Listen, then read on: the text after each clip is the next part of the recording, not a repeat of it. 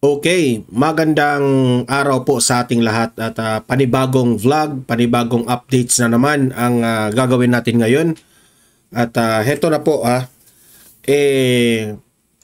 meron tayong nakalap na impormasyon, no, sa mga nagme-message sa akin, sa mga kilala kong mga vloggers, no? At yes, mga informante ko na nagchat-chat sa akin na ito raw mga taga-administrasyon ngayon at itong House of Representatives, no, nagkalabuan na raw. Yan ang yan ang usap-usapan ngayon. Kaya nga napaisip ako na dahil ba ito sa nangyaring ratings? Kasi di umano. Sabi ng mga nagme-message sa akin at itong mga kaibigan kong mga vloggers, yung nangyari raw na pag-aresto kay former President Duterte, meron raw marami dyan sa mga taga House of Representatives na hindi po sang-ayon sa ginawa ng administrasyon. Dahil po ay naaapektuhan po yung kanilang ratings. Kumbaga, yung ratings. Kasi kung matatandaan natin, mapaisip tayo, sino ba ang may plano? Ang kasi nga doon sa Senate hearing hindi nila masagot-sagot kung sino talaga ang may utos doon sa pag-aresto kay Tatay Digong ng illegal. Dinala ito sa eroplano, dinala doon sa dahig, no? Hindi nila matukoy kung sino talaga yung nag-utos. Palusot na lang nila yung nag-cooperate sila sa Interpol, ganon, wala silang magagawa. Pero it's clearly a political move.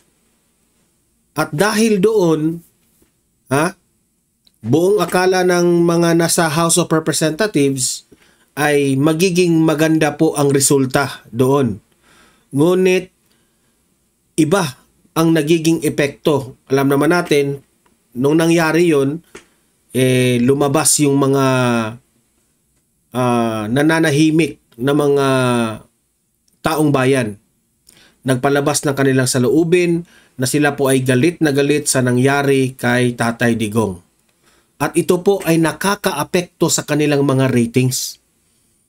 Kaya, ngayon raw, meron raw laglagan at the same time, meron umanong marami pong bumaliktad na. Kaya nga, lagi kong sinasabi sa inyo na ang barko ay palubog na. Alam na kasi nila especially dito sa Kongreso at mga ilan dito sa Senado, ayaw nang sumuporta sa usap-usapan di umano na ayaw nang sumuporta dito kay Bongbong Marcos kasi po bagsak na ang kanyang rating. Yan kasi yung ating unang topic mamaya Sobrang tumaas po ang rating ni VP Sara, trust and approval ratings, at sobrang bumagsak itong si Martin Romualdez at si Bongbong Marcos, pati na itong si Chis Escudero. Bumagsak silang tatlo. At di umano, nagtuturuan na ngayon kung sino ang may kasalanan doon. Bakit kayo magtuturuan dyan? Alam nyo naman na performance nyo yan. Na-o-observe ng taong bayan ang inyong mga performance. So, huwag kayong magturuan. Ito may kinaugnayan ito sa malabo na ang relasyon ng House of Representatives at itong executive. Okay? Una kasi, ipapakita ko sa inyo itong ratings ngayon, latest ratings na nagtre-trending ngayon yan sa social media. Okay? Maraming mga pumapalag na mga supporters ni BBM na yun ay fake news raw. Hindi. Hindi fake news kasi binalita ito ng mga mainstream media. Halos lahat ng mainstream media nagbabalita nito. Mamaya ipapakita natin yan. At ngayon ko na-connect yung mga pangyayari. Bakit itong si Camille Villar ay wala na talaga. Nagpahalata na talaga na bumaliktad na dito sa kampo ng mga Duterte. Okay? At itong si Senator Amy Marcos. Talagang 360, bumaliktad na sila. Okay? So, si Senator Amy Marcos po, may reaction po dito. Okay? Patungkol po dito sa dismayado siya itong si Senator Amy Marcos. Nadismayado kasi si Senator Amy sa nakapalibot raw kay PBBM. Dismayado siya ha. Meron raw humaharang sa kanya. Dapat itutuwid niya ang kanyang brother pero hindi niya matuwid-tuwid dahil may humaharang raw. Mamaya pag-usapan natin yan. At binuking rin ni Senator Amy Marcos ang campaign ads ni na VP Sara. Bakit nagkaganon? Okay? Ano ang dahilan bakit nangyari yung campaign ads ni na VP Sara at ni Senator Amy? Mamaya pag-uusapan rin natin yan. At higit sa lahat, may bago pong inendorso si VP Sara. Okay? Alamin po natin kung sino po ang bagong inendorso ni VP Sara. At ito po ay nakaka-excite kasi po itong i-endorso ni VP Sara ay talagang paborito po natin itong maging senador. Okay, mamaya ipapakita natin yan ha. Pero bago ang lahat, bago natin ito pag-uusapan, help me po muna na i-like at saka i-share itong ating video para kakalat ito sa taong bayan. Okay? Sabay-sabay muna tayong mag-like and share sa Don Mar TV. Like and share. 1, 2, 3, go! Ayan, naka-like and share na ba sa video na ito? And sa mga bago pa lang dito sa aking channel na nanood ngayon, mag-subscribe na po kayo para updated kayo lagi sa ating mga balita. And at the same time, yung mga cellphone ninyo, ma-notify yan kung meron tayong bagong uploads, meron tayong breaking news, o kung nagla-live tayo mismo ang channel natin. Okay? Ma-inform kayo at ma-notify yung mga cellphone ninyo kapag nakasubscribe kayo sa akin. Okay? So, mahalaga po na mag-subscribe tayo. Ready? 1, 2, 3, go! Ayan, nakasubscribe na ba lahat? Okay, so unahin muna natin itong nangyaring ratings. At ito yung dahilan bakit nagkalabuan na ang mga ang administrasyon at itong mga ilan sa House of Representatives. Ito kung titingnan nyo, ito po ay trust rating for the top national government official. Ito po ay Pulse Asia Survey. At ito po ay ini-inform ng Presidential Tracker. Page po ito ng Presidential Tracker, no? Pero hindi lang Presidential Tracker ang nagbabalita dito, kundi marami. Nagbabalita rin ang GMA at saka ABS-CBN and News 5 dito, ang lahat na. Okay? Kasi yung mga nagko-comment sa post ko na ito po ay isang fake news, kayo ang fake news. Okay? Kasi hindi po ako mag-share ng balita na hindi po galing sa reliable source. Okay? Kung titingnan po natin, si VP Sara po ay ang kanyang trust rating is 61%. Meaning, yung mga taong bayan ay talagang naniniwala sa kanyang mga performance na maganda at magiging maganda ito kapag mapresidente siya. Ngayon naman, itong si Bongbong Marcos, ang presidente, ay 25%. Bumagsak ang kanyang rating. Sobrang bagsak. Okay? Mamaya, i-explain natin yan. Chis Escudero, bumagsak rin. Nagiging 38%. Wala naman tayo paki dyan kay Chis Escudero eh. Pero mas lalong bumagsak ng bumagsak itong si Martin Romualdez na nakakuha ng trust rating ng 14%. Okay. Unang-una, tumatatak na sa taong bayan na si VP Sara po ay walang ginawang masama. Lahat ng mga ipinakalat ng House of Representatives na meron raw mga anomalya sa confidential funds, no? At iba pang nilang mga akusasyon ay hindi na po naniniwala ang taong bayan. Kasi iba kasi ang mga na-observe nila sa mga galaw ni VP Sara sa mga inaakusa nila. Di ba? VP Sara is lagi yang nakaikot sa buong bansa para magserbisyo sa taong bayan. So hindi nila nakikita na kurakot si VP Sara. Bakit nagiging kurakot si VP Sara na meron naman siyang ikapakitang exhibit nung dating siya ay nung dating siya ay mayor pa ng Davao, di ba? So halatang scripted at halatang paninira lamang. Okay? And si VP Sara po, kung titingnan nyo, kahit binatikos na nila ng binatikos, siniraan na nila ng siniraan, ang halatang halata po na ang taong bayan ay naniniwala sa sinabi po ng COA na siya lamang po ang may mandate na makapagsabi na may anomalya ba yung confidential funds ni VP Sara at yung budget ni VP Sara. Which is, ang sabi ng COA, walang anomalya, nasa tama po ang mga liquidation ni VP Sara. So, ito po, nakakahiya po ito sa House of Representatives.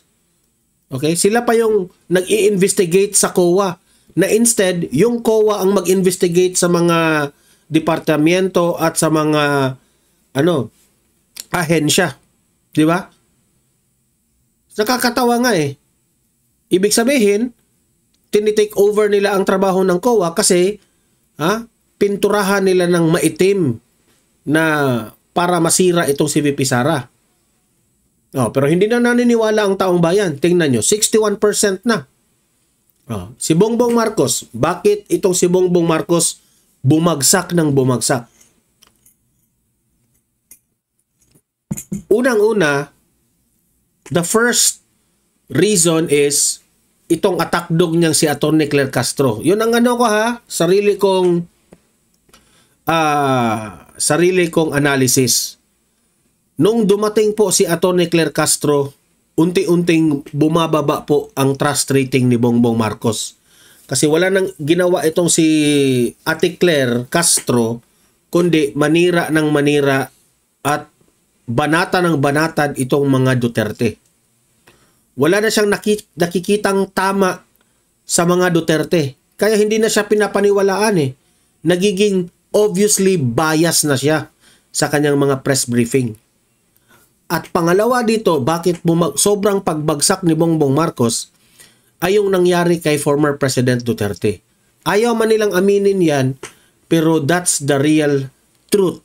Kasi po, kitang-kita na po natin, no? Luzon, Visayas at Mindanao, kung ano ang nangyari sa mga videos na mga nakita natin, mga OFW sa buong mundo. Saksi po tayong lahat. At silang lahat po ngayon ay galit na galit dito sa Administrasyong Marcos. Kaya wala tayong ibang pagbibintangan dyan, kundi yun, ang pagpapahuli ng illegal at sabi nga nila ng mga kampo ng mga Duterte, kidnapping ang nangyari. Okay? At dahil doon, bumagsak ang rating ni Bongbong Marcos. Si Chis Escudero, wag na natin pag-usapan yan. Wala namang may interest dyan na pag-usapan yan kasi malabo na talaga ang political career niya kasi alam naman natin, sunod-sunuran rin naman ito ng kanyang amo na naging waiter siya, di ba? Ang pag-usapan natin, itong si Martin Romualdez. Bakit sobrang lagapak ang iyang kanyang pagbagsak? 14% na lang ang kanyang trust rating. Unang-una, hindi na po ninyo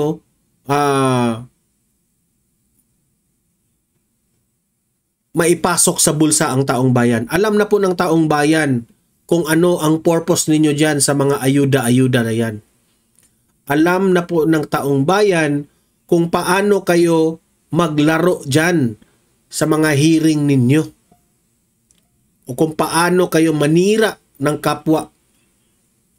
Wala kayong ibang inatupag kundi pamumulitika instead na isolve yung ating mga problema ng bansa. Kaya ito yung analysis ko, bumagsak itong si Martin Romualdez kasi po marami pong mga lumalabas sa social media yung mga nasisira rin siya kung hindi man siya ang mga nakikita sa video, pero it reflects him as a leader of the House of Representatives bilang isang speaker. Marami kasing mga nakikita doon sa Facebook, mga videos na isinare ng mga taong bayan na nagmamayabang pa itong mga congressmen na ito na meron silang mga malalaking pera dahil binigyan sila ni Martin Romualdez ng budget. Di ba? Marami yan. Many to mention. Na meron silang ayudang dala galing kay Romualdez. Doon sila, ang taong bayan, alam naman natin, yung alyansa ng Bagoong Pilipinas, dumarami lang ang mga tao dyan sa rally nila kasi merong ayuda. Kaya sila pumupunta. Meron akong mga maraming nai-interview dyan, mga kakilala natin. At itong si Martin Romualdez naman, marami yung nakita na namimigay ng pera itong si Luistro, di ba? Kitang-kita natin 'yon. Yung mga nagmamayabang nga sa mga Facebook. Si Migs Nograles, di ba? Nagmamayabang siya na kung hindi sila mananalo, wala na daw cash assistance ang mga tao raw. Bakit ganyan? Pera yan ng taong bayan. Bakit ba kung mananalo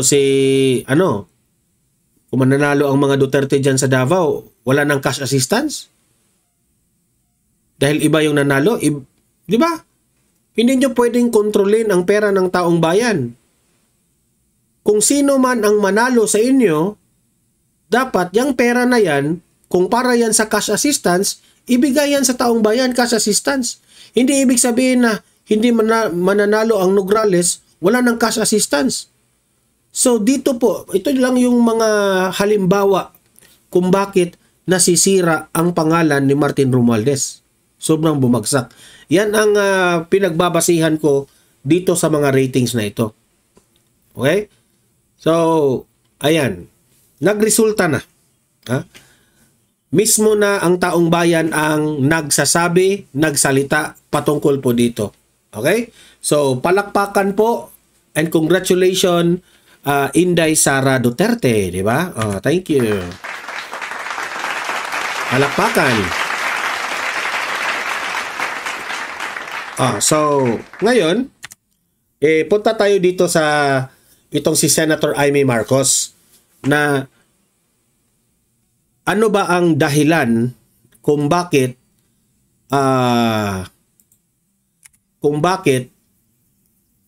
galing siya sa alyansa, di ba?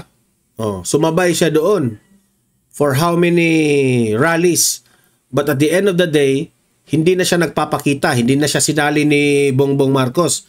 At ngayon, nagpapa-endorso na siya kay Robin Padilla, which is PDP laban yan si Robin Padilla, at itong si VP Sara, inendorso rin siya.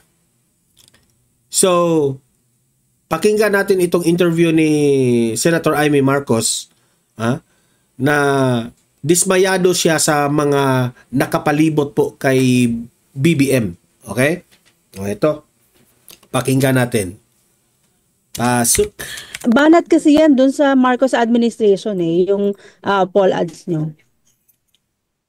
Wala tayong magagawa. Talagang marami ng tuloy-tuloy na kamalian. Hindi ko maintindihan. Oh, so, mismo, itong si Senator Amy Marcos, inamin niya mismo na sobrang hindi maganda at maraming kamalian po ang ginawa ng kanyang kapatid na presidente. Inamin niya mismo Hindi niya nagugustuhan. Kung sino talaga ang nag-a-advise. Ngayon, di ba? Kung laliman ninyo ang inyong analysis dyan, hindi niya maiintindihan kung sino ang nag-a-advise dyan kay Bongbong Marcos. Ibig sabihin, si Bongbong Marcos po ay makokontrol lang. Parang ang hindi siya presidente. Sino ang nagdesisyon dyan sa mga pinagsasabi niya? Parang puppet lang si Bongbong Marcos Ang binoto natin ay si Bongbong Marcos, di ba? Kung matatandaan natin. Pero, useless yung ibinoto natin yung tao, pero meron rin namang nagko-control sa kanya. Kasi ayon po kay Senator Amy Marcos, yan ang sabi niya. Kung sino ang nag-uutos dito sa mga pinanggagawa na itong si BBM. Ito. Wala tayong magagawa. Talagang marami ng tuloy-tuloy na kamalian. Hindi ko maintindihan kung sino talaga ang nag-a-advise. Kung sino ang nag-a-advise. Di ba kaya lahat ng mga gabinete niya na makokontrol lang siya, yun ang nag-a-advise? Inadvisean ba siya ni Tamba? Inadvisean ba siya dito sa mga kokak? Di ba? So, tama nga itong si Tatay Digong sa simulat sa poll na si Bongbong Marcos ay weak leader. Kasi kung ikaw po ay a strong leader, hindi ka magpapadikta sa mga nakapalibot mo. Dapat ikaw bilang presidente ng Pilipinas, ikaw yung nakaalam kung ano yung mabuti at hindi maganda. Di ba? Siguro magpa-advise ka lang sa mga eksperto, pero at the end of the day, your decision. Kasi po, inihalal ka ng taong bayan, magtrabaho ka bilang kung ano yung gusto ng taong bayan. Nung bata pa ako, maliit pa ako, hindi namang maliit, pero teenager pa ako, sinabi ko na talaga, Malacanang is a snake pit. Malacanang raw is a snake pit. Ang daming ahas dyan. Baka pati yung mga partner mo dyan, ahas rin. Daming ahas dyan. Taba nga pala itong mga sinabi ni ni Maharlika sa kanyang puting ahas. Daming puting ahas dyan So, kaya ba meron tayong mga narinig na merong mga bumaliktad na dahil hindi na nila kaya ang mga nagko-control kay BBM? Ano ba talaga ito? Klaruhin natin ito. Nung panahon ng tatay ko yun, kasi kung ano-ano kung sino lumalapit, kanya-kanyang agenda. Ngayon, ang nangyayari talagang nakakatakot. Kaya di ba? Malalim yun na word. Ngayon ay nakakatakot. Alam niyo, sa totoo lang,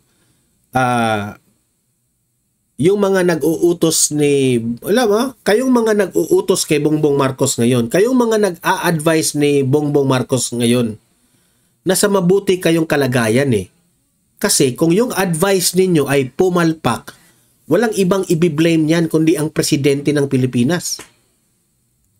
Di ba? Easy lang nila mag-advise kay Bongbong Marcos. Bongbong Marcos, arestuhin nyo yan. Dalhin nyo yan sa Hague. Kung sino ang nag-utos kay Bongbong Marcos o kung sino yung naka-idea niyan sa mga nakapalibot sa kanya. Kasi at the end of the day, walang ibang pagbibintangan kundi si Bongbong Marcos. Yan ang hindi inisip ni Bongbong Marcos Okay? Kaya itong si Senator Amy, no wonder, talagang dismayado siya. Siya po ay naawa sa kanyang kapatid. Sa akin rin naman, Kasalanan mo yan, Bongbong Marcos. Bakit hinayaan mo yan? Dapat ikaw yung presidente, ha? You act as a president. Hindi yung sunod-sunuran ka lang. Sana pinagdadasal ko lagi ang aking kapatid na mabalik sa tamang landas. Ay, malalim again. Malalim yun, ha? Ipinagdasal ko ang aking kapatid, ha? Na malagay po sa tamang landas. Senator Amy, klaruhin mo, ano bang ginawa ng kapatid mo? Bakit wala na siya sa tamang landas ngayon? Bakit ba? Nalulong na ba? Nalulong na ba? Nagtatanong lang tayo, ha? Kasi nasabi niya kapatid niya, alam niya, kilala niya itong si kapatid niya. Bakit na, ano na? Bakit ibang landas na ba? Nalulong na ba? Kaya ang sabi ni Ate Claire ay malapit ng pumuti. Ano yung pumuti? Ilong? May tumutulong puti sa ilong? Tatanong lang tayo, ha? Kung anong ibig sabihin nila sa puti-puti na yan, Oh, di ba? Dahil hindi na tama itong mga pangyayari. No, hindi na raw tama itong mga pangyayari. Ano yung mga pangyayaring iyon? Yun yung mga lumalabas na yung tao dahil nagalit na dito sa administrasyong ito. Huwag na tayong magbulahan. Ito kasing si Ate Claire, magbulag-bulagan ka pa dyan, Galit na ang taong bayan sa ginagawa ng administrasyon. Di ba? In fairness naman sa taong bayan, hindi naman sila nagre-rebelde. Sila lang po ay dismayado at galit. Which is tama rin naman. Mismo nga ako, ayaw kong magrebelde sa gobyerno. I will criticize the government, but I will not, as much as possible, irerespeto natin si Bongbong Marcos kasi siya yung inihalal na presidente. Pwede tayong mag-criticize. Pero ngayong mga destabilization, wala. Useless yun. Tayo pa rin ang talo doon. Diba? Yung aming mga kritisismo sa administrasyon, this will serve sana na ito yung pagbabasihan nila para ma-improve ang performance ng bawat isang mga government official. Pero hindi nakikinig. Ang politika na mapang-api, mangpahigante, hindi na siya, mapang-api, mapanghigante. So, are you trying to say, Senator Amy Marcos, yung ginagawa nila kay Tatay Digong na isinakay sa eroplano, dinala doon sa dahig, ito ba ay paghihigante? Ito ba ay mapang-api? Parang hindi na nakatiis si Super Ate, ha? Talagang inilabas na niya sa kanyang bibig, na siya ayos. Tutukan natin ang problema ng mamamayan. Balikan. di ba? Tama. Kahit hindi ko to iboto, tama yung sinabi niya. Ha? Tutukan sana natin ang problema ng Pilipinas. Hindi tutukan natin ang kalaban natin sa politika. Yun ang nangyari. Natin ang ating tungkulin.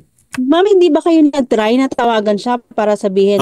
Magaling ang question ng reporter. Ma'am, hindi nyo ba na-try na tawagan itong si Bongbong Marcos at payuhan na hindi ito maganda? Kasi unang-una, ikaw ang dahilan, Senator Amy Marcos, na nagkatandem itong si VP Sara at si Bongbong Marcos. Walang utang na loob itong si Bongbong Marcos pagkatapos niyang ipinanalo siya ni VP Sara, pero para na lang binabaliwala niya si VP Sara. Hindi niya nga ipinagtanggol si VP Sara sa mga bumabatikos dyan sa House of Representatives. Di ba? So anong tawag mo doon? Manggagamit. So tinanong ngayon si Senator Amy, bakit hindi mo tawagan? Meron kang number ng kapatid mo? Payuhan mo. Ito yung sagot niya. Na yung sitwasyon ng bansa, ganito, hindi ba siya nakikinig sa inyo? Hindi. Sadly, marami nang Hindi raw nakikinig si Bongbong Marcos sa kanya, okay? For the record. Hindi.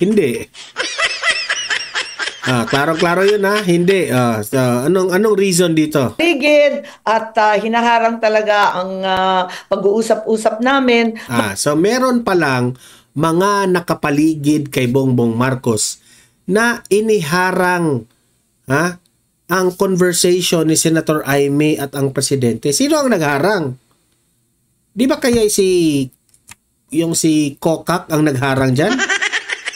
Sabihin mo na, Aimee. Sino ang nagharang, Senator Aimee? Meron palang nagharang eh. Si Kokak pala ang nagharang dyan. Analysis ko lang yan. Baka si Kokak ang nagharang. Kasi gusto, ngayon lang ito ni-reveal ni Senator Aimee na gusto pala niyang kausapin ang kanyang kapatid pero hindi niya makausap kasi merong nagharang. So, sino ang nagharang? Si Kokak. Sabihin mo na. Sabihin mo na. Ay, nako. Malungkot ako dito talaga. Hindi ko pinagmamalaki itong mga pangyayari. So, hindi niya pinagmamalaki ang mga pangyayari. Siya po ay nalungkot dahil hinarangan siya ng isang Kokak. Di ba? So, wala talaga. Kung i-analyze mo, useless talaga ang pagboto natin dito kay Bongbong Marcos. Eto, nag-react rin itong si Senator Aimee Marcos, patungkol po dito sa mga reaksyon ng kalaban ng mga Duterte patungkol dito sa kanyang campaign ads na ini-endorso siya kay VP Sara. Ito. Madalian lang tong shoot na to nung pag-uwi. Oo. Imagine madalian raw yung shoot. Meaning to say, hindi yon masyadong pinaplano talaga. Yan ang ibig sabihin, di ba? Kasi kung ma-observe mo yung campaign ads, sobrang maikli, mabilis, straightforward, di ba? I need to ask directly, ito po ba ay resulta or sort of reward ni VP Sara sa inyo after the series of hearings that you conducted? Magaling yung tanong ng media, di ba? Tinatanong ngayon si Senator Aimee. Senator Aimee,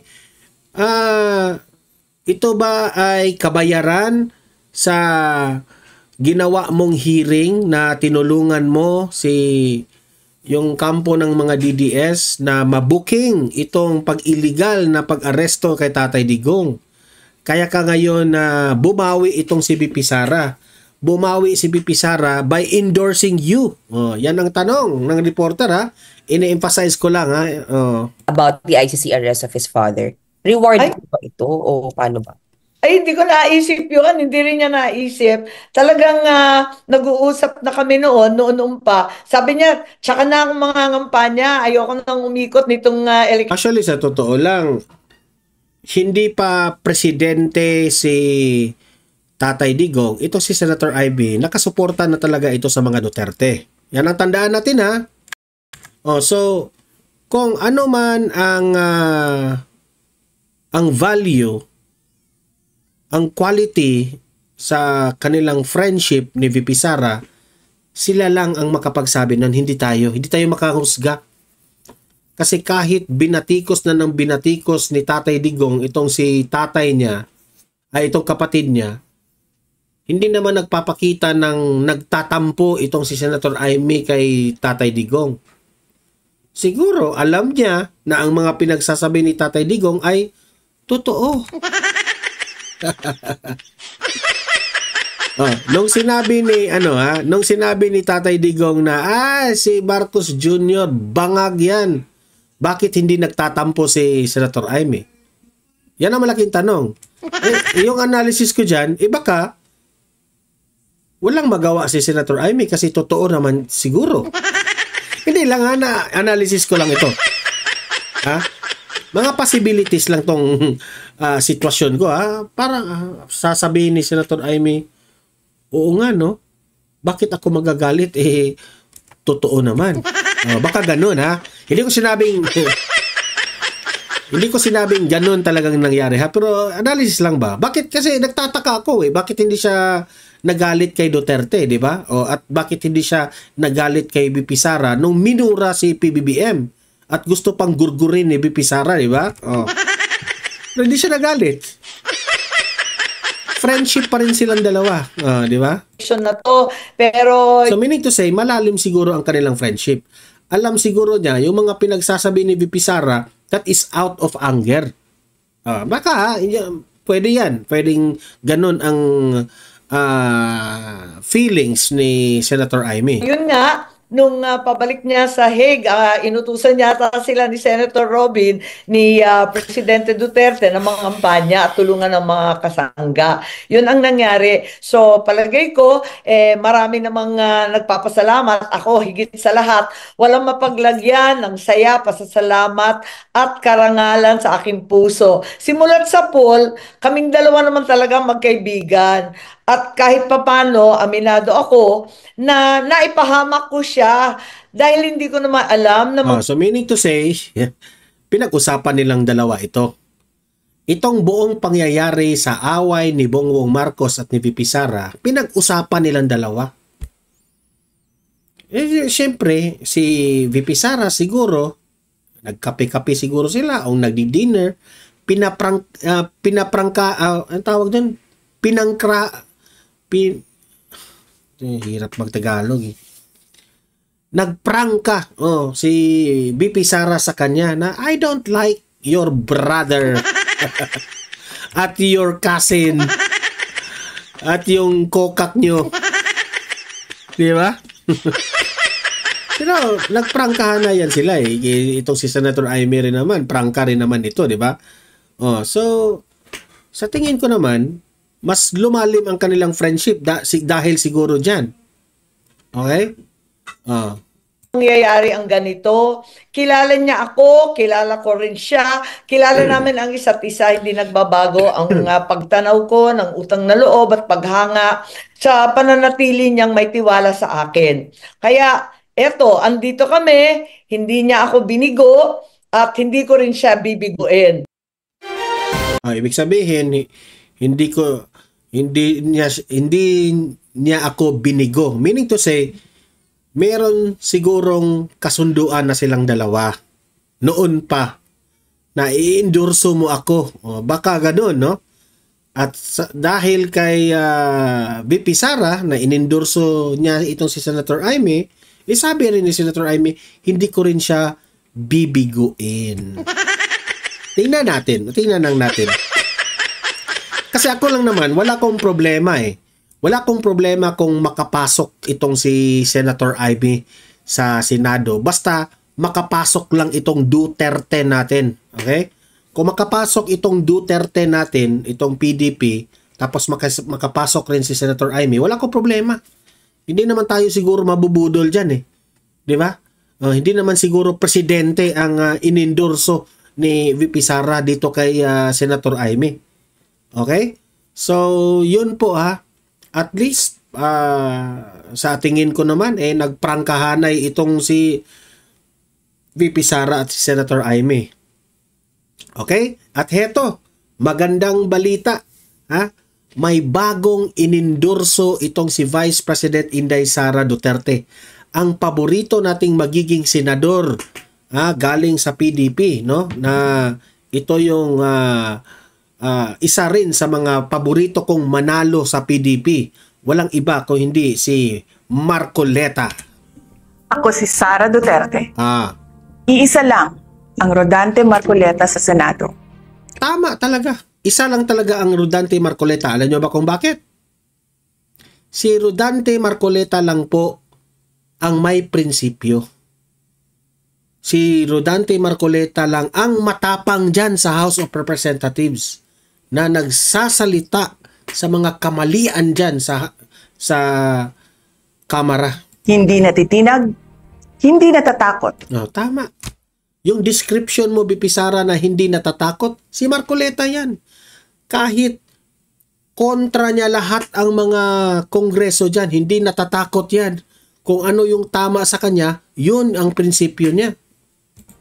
At laging nasa panig ng tama.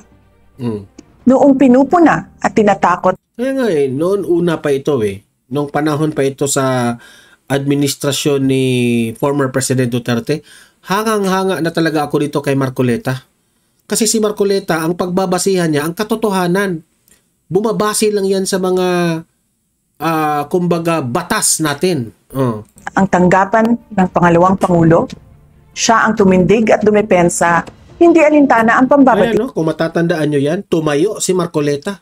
Ipinaglaban ang tama nung panahon. Ito yung panahon na patungkol po dito sa confidential funds ni VP Sara na tapos na itong napag-usapan, bakit inuungkat na naman nila? Diba? Si Marcoleta lang ang tumayo. Sabi ni Marcoleta, useless na yung pag-usapan na yan. Tapos na yan. Ha?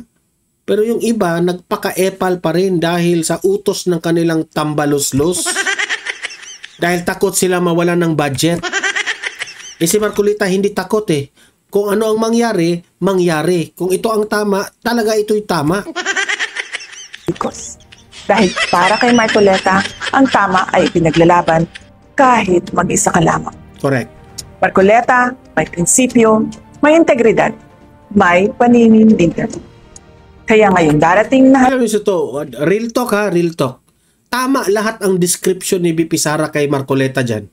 Tama talaga lahat. Lalan, iboto natin ang number 38 sa balota. Huwag kalimutan guys ha, number 38, Rodante Marcoleta. 38 Marcoleta. 38 Marcoleta. Yan. Kay Marcoleta sa Senado. Kay Marcoleta, may pag-asa ka. Ay nako. Totoo lang no, tuwang-tuwa ako na inendorso ito ni VP Sara kasi po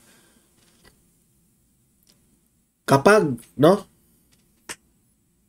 hindi mananalo si Marcoleta, isa na namang magaling na senador na sana. Kailangan natin ng isang Marcoleta sa Senado, sa totoo lang. Kasi ang daming epal dyan sa Senado. Ang daming mga dapat tamang gawin na hindi nagagawa dahil walang bayag yung nandyan sa Senado. Sino lang ba dyan ang may bayag? Bongo? Si Senator Bato? Robin Padilla? Yun lang mga may bayag dyan. The rest dyan, puros na yan mga sip-sip at padaloy-daloy lang sa hangin. Si Marcoleta, ito yung dapat nating iboto. Sayang talaga pag hindi to manalo.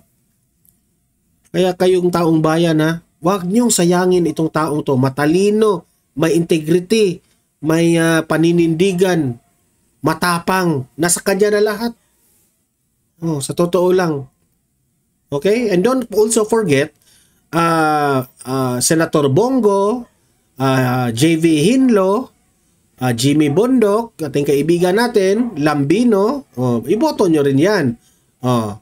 Si Attorney Vic Rodriguez, Philip Salvador, yan, iboto natin yan. Pastor Apollo Kibuloy especially. Okay? Attorney Vic, yan, iboto natin yan. Bato de la Rosa. Okay? So, guys, kayong mga audience ko dito sa Don Mar TV, mag-comment, mag-react po kayo sa mga pinag-usapan natin. Pag-usapan natin ito sa comment section. Paki-like, paki-share itong video na ito ha, para kakalat ito sa taong bayan. And at the same time guys, yung mga bago pa lang dito sa aking channel dito sa Don Mar TV, subscribe na po. Okay? Mag-subscribe kayo para updated kayo lagi. And meron tayong pangalawang channel natin. Don't forget ha, Don Mar TV, Balitang Totoo. Yan. Mag-subscribe rin kayo doon kasi meron tayong mga videos doon na mga ina-upload na hindi natin ina-upload dito sa main channel natin. Okay? Maraming salamat sa mga audience ko sa Don Mar TV. See you in my next video. See you in my next live. Have a great day. Have a great night. God bless po sa ating lahat. Mabuhay ang Pilipinas. Bye-bye.